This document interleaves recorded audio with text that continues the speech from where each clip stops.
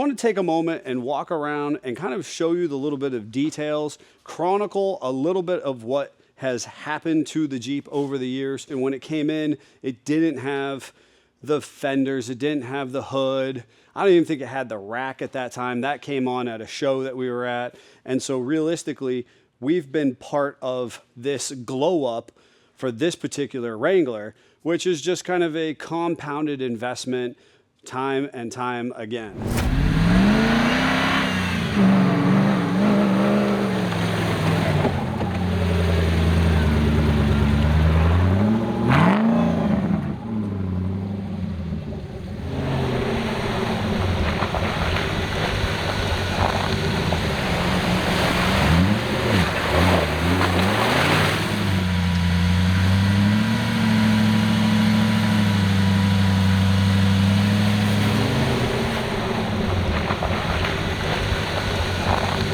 So I'm going to get into some of the technical minutia that makes this particular Jeep work so well off-road and arguably be the ultimate TJ Wrangler. It is featuring some G2 Core 44 axles, which when they were released were intended to be this kind of hybrid between a 44 and 60-esque assembly, and they do kind of perform to that. Additionally, it's got the WJ brake upgrade and crossover steering. So that's going to give you the Jeep Grand Cherokee steering knuckles, the crossover steering, which is that horizontal steering assembly that you see on the JK, JL, and JT platforms. The steering system features a pretty unique setup. It's actually a PSC Motorsports hydraulic assist ram that is both working with the Hemi off the accessory drive, but also plumbed into the Vanco Hydro Boost brake setup. Now that's a mouthful, but realistically it is taking your standard master booster assembly and kind of putting it on steroids is the best way to put it. And so that Hydro Boost just flat out stops these massive 37-inch Trepadors wonderfully by comparison to, you know, your standard TJ Wrangler and its brake process. Now the thing is, you move through, you have the Metal Cloak 6-pack Game Changer shocks. I'll be honest with you, the customer really likes them. They do have to be maintained regularly for them to work appropriately. So that's one of the things that we invest in and we do for the customer is we maintenance and recharge those in the process. The customer opted in for the, at the time, very popular Metal Cloak high clearance fender flares, front and rear, kind of set off with their signature little attachment here with the inset bolts. Now, as just a total testament to that, the customer actually wanted additional body line protection, and you can see that original Metal Cloak bar there. We actually worked with a local fabricator, purchased some of these additional parts and longer hardware, and that local fabricator bent up an additional tube that matches the body line perfectly, and then we hooked it all together. So you kind of don't know it, but this is all custom in the process. That's just a super cool feature. It keeps, you know, trees and rocks out from the Jeep. And it is valuable to know that this Jeep does get worked. It's driven coast to coast. It's gone to a couple Jeep Jamboree USAs. It goes to some local Jeep club meets, and it wheels the swamps of Florida looking for the skunk ape. You will notice the Metal Cloak long arms. This is the Metal Cloak locked and loaded suspension, which the customer chose. And it's roughly 4 inches of lift, maybe 4.5 inches. One of the things that when it was originally into us with that throttle down customs frame, and you can kind of see that reinforcing gusset here, you'll notice that the rear shocks, the manner in which the rear shocks oriented to that Core 44 rear axle with that big body of the 6-pack Game Changer. Our team here actually did an awesome job Frenching in the shock mount. Now, if you don't know what that is, it's where you actually relief it into the frame so that the path or the travel of the shock is in kind of an ideal orientation. Behind it is actually a Rusty's off-road gas tank skid. The gas tank is in the factory orientation. I know a lot of TJ guys, you know, especially if they're robust off-roaders, want to put it into the cabin, but you'll notice that With a hard top, you really don't want to put that gas tank up in there. The full rear bench seat is still installed. The customer does take the top off with regularity, but we still didn't want to give up precious cargo space because obviously with the TJ Wrangler, we only have so much to work with. So instead you skid the heck out of that rear gas tank. Because of the long arm, because of the lift height, we actually reoriented the rear track bar mount to a more ideal travel path, because realistically, if it was laid back too far, it would have actually contacted the skid in the gas tank. So the lead builder on this particular job actually reoriented the rear track bar to the frame mount. And so now we can get this nice arc, full articulation, and those components don't actually conflict with anything. And obviously, there's some solid massive armor which ties well into the flares.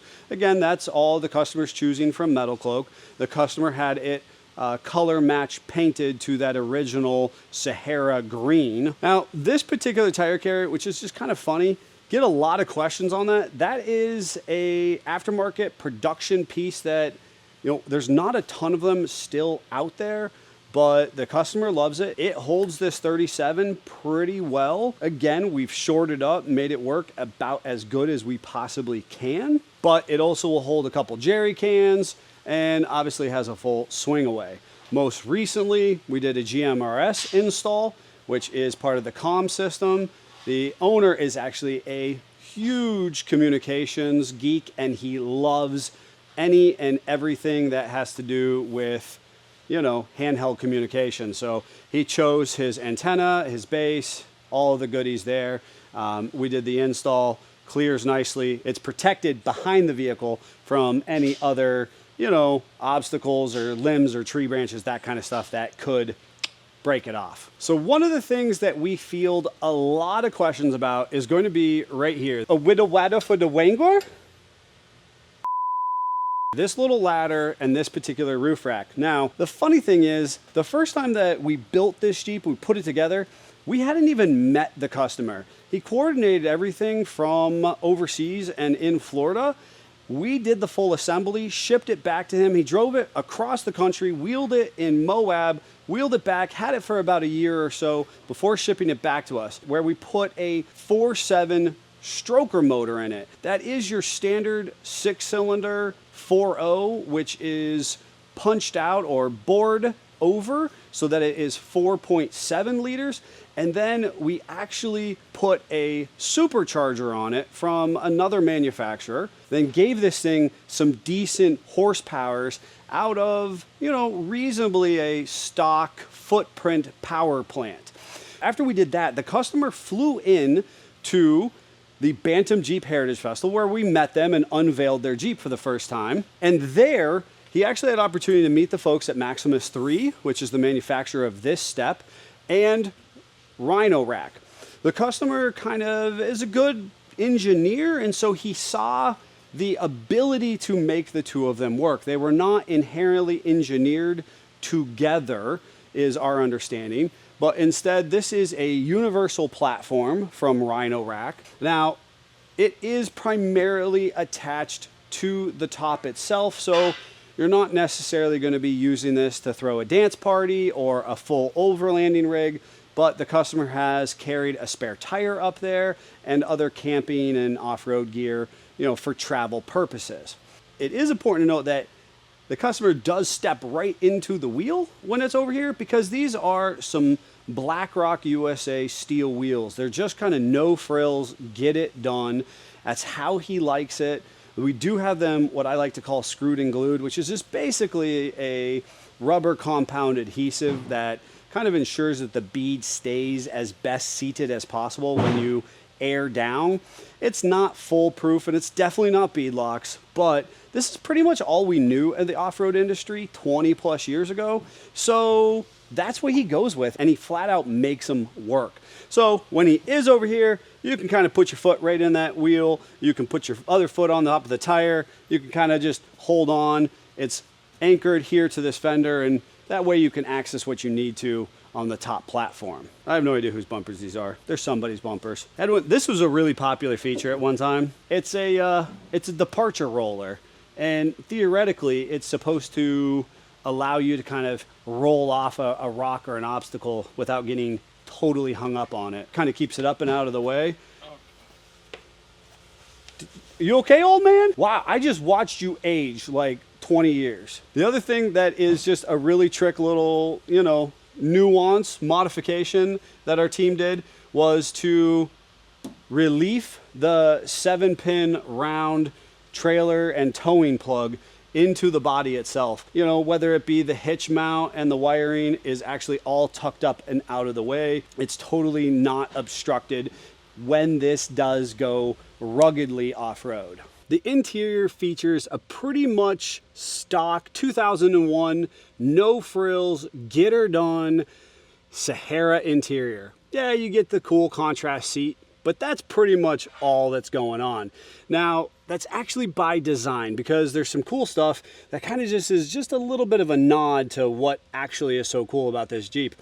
You can see this sweet slick shifter cane from SST, and that is part of the adapter for that Tremec transmission. Additionally, the advanced adapters shift linkage kit, it's all kind of married together. It was a beautiful kind of dance between our team here and SST, who provided us those adapter products and this shift kit. Additionally, a lot of stuff is actually kind of hidden into the dash itself. So the onboard air and the locker activators, those are switches that are kind of, just disappear into the interior. Additionally, the pack onboard electric fan control, and it controls the really slick cooling system that keeps this big fire breathing V8 Hemi operating at normal temperatures. Now, in order to integrate the Hemi itself into this, originally 4.0 6-cylinder equipped Jeep, we turned to hotwireauto.com, working with their team. All of the gauges work. There's actually a integrated harness that, allows everything to plumb together and just work seamlessly. It's a pretty cool testament to form and function, because if you're like me, you really don't want it to look all ripped and stripped. You want it to look kind of like that factory Jeep that you fell in love with, but you want it to perform exponentially. And that's what I love about this Jeep, because it's all about the performance while maintaining a stock or maybe even better ride quality and off-road ability. Now, most recently, this came back to us for like the 4th time or so in the last 10 years, and we had the most weird, wild experience ever. And it starts like this. The transportation company reached out to us because it came on a hotshot hauler and said that the Jeep was delayed and that they would be getting it to us a day or two later. In the trucking logistics industry, especially independent, that's really not that unusual, so wasn't too much to be surprised at. When the vehicle actually showed up, it was still out on the trailer, and the driver came up and said, "Hey, you need to talk to my boss." I got on the phone, and the boss said, "Hey, we had a problem with the vehicle, and the key was lost, and our driver had to hotwire the Jeep." Well, there's a couple ways to do that, and they chose none of the right ways. Instead, they actually went about breaking everything out of the tumbler and the ignition that they could. Additionally, they actually broke out the door and the hardtop. A pretty costly situation. I kid you not, they only wanted to compensate the customer $75 because they found a complete column on eBay for $75, and they thought that that would be good enough. Realistically speaking, that's not how the story ends. We were able to get more financial compensation out of them, but realistically, it doesn't replace the top, and it was pretty arduous to replace the tumbler, the ignition switch, the clock spring, all of the plastic. There's a bunch of things that were absolutely destroyed in the process. So folks, that's kind of a word to the wise. Be careful and conscientious who you ship with and who you entrust your goods to. It was kind of an unfortunate situation. We have made it as right as we possibly can. And I think the customer, will be happy. They're really not going to know the difference. But when it showed up to us, it was a big, hot mess. The heart, the power plant, where all the magic is happening right now.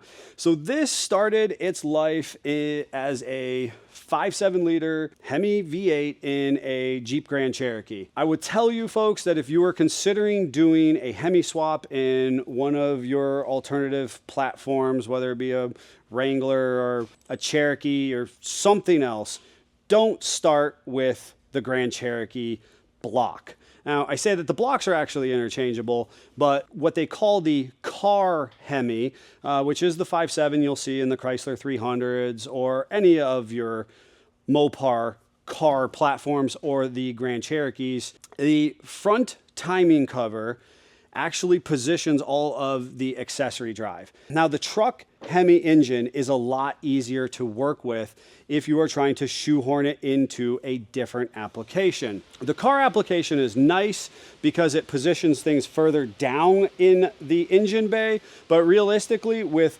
much of the aftermarket swaps, you've got enough room higher up in the engine bay, so you're not too worried about AC or alternator being higher on the block assembly itself.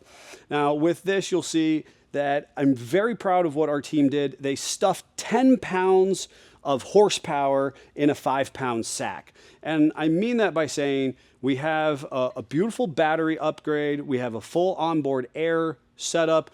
We have a up-down air, which is basically the ability to air up and down when you are stationary, all 4 tires equilaterally. That's a pretty cool modification, all ran under the hood. It does have a beautiful custom built radiator from Novak Adapters. This was actually built for this Jeep. Additionally, it features an E-fan and shroud, which was tied to that Dakota Digital pack module.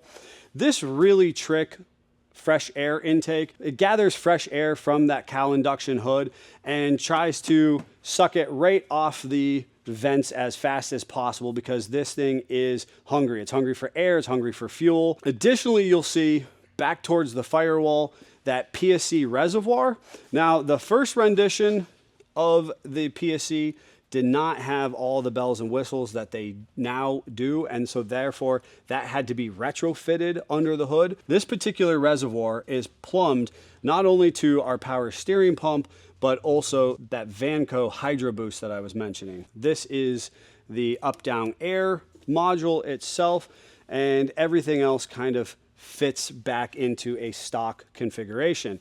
Equally important, because this is a Florida Jeep, the customer requested fully functioning air conditioning. And so working with a company equally out of Florida called Jeep Air, we managed to plumb in a complete functioning air conditioning system that utilizes the Hemi's air compressor pump and the Jeep's onboard air conditioning. So like I said, a lot of cool stuff that appears and functions in a stock configuration, but realistically, none of it was ever really intended to be stuffed under this hood. With each time that we've changed the power plant or the transmission or the suspension, a whole bunch of things, we've had to change the exhaust. And quite frankly, each time we've fabricated this or added that, and it worked pretty darn well. Now, up until this last time when we added that massive Tremec transmission. With that said, the guys decided to totally scrap all of the exhaust as we knew it, other than the Hemi manifolds that we have to work off of. And our team hand fabricated a completely modular and serviceable exhaust. And the thing absolutely sings. It sounds beautiful. It really resonates and accentuates the horsepower that's being produced under the hood and the cool factor that you would expect out of a Jeep like this.